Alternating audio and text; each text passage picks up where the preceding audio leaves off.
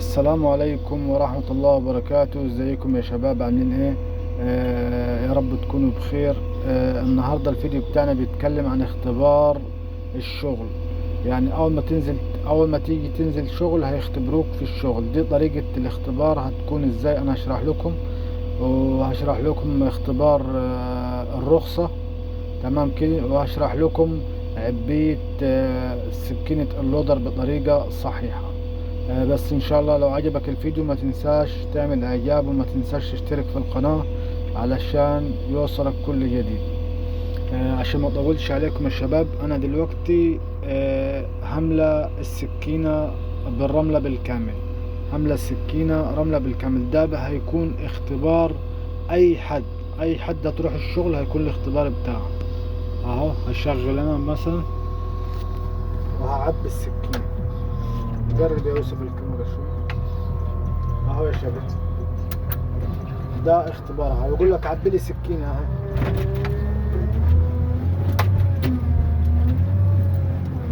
ده الاختبار يا شباب. اهو ده عبيت السكينة بطريقة صحيحة. اهم حاجة ان انت تعبي السكينة. هقول لك فض السكينة اهو.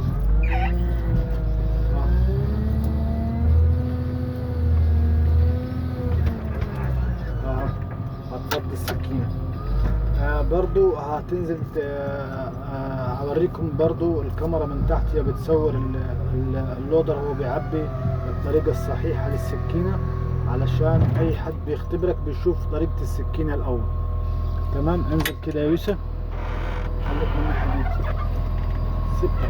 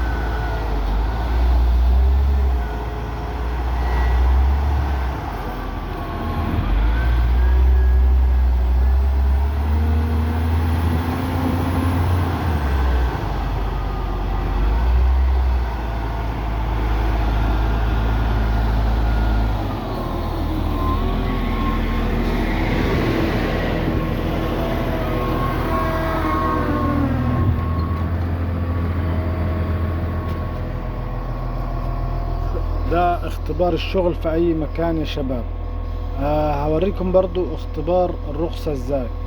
تمام كده. اختبار الرخصة ازاي؟ هقول لك عبي لي سكينة كده. ده اختبار الرخصة.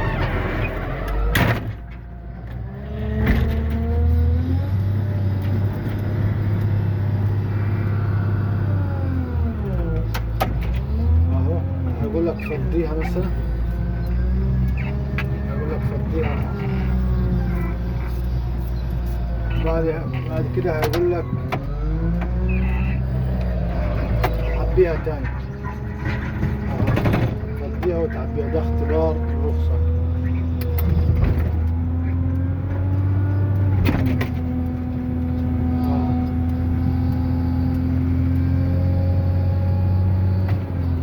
ده اختبار الرخصة. هنزل برضو ايه اوريها لكم برضو من تحت علشان تشوفوها. انزل يا يوسف معلش.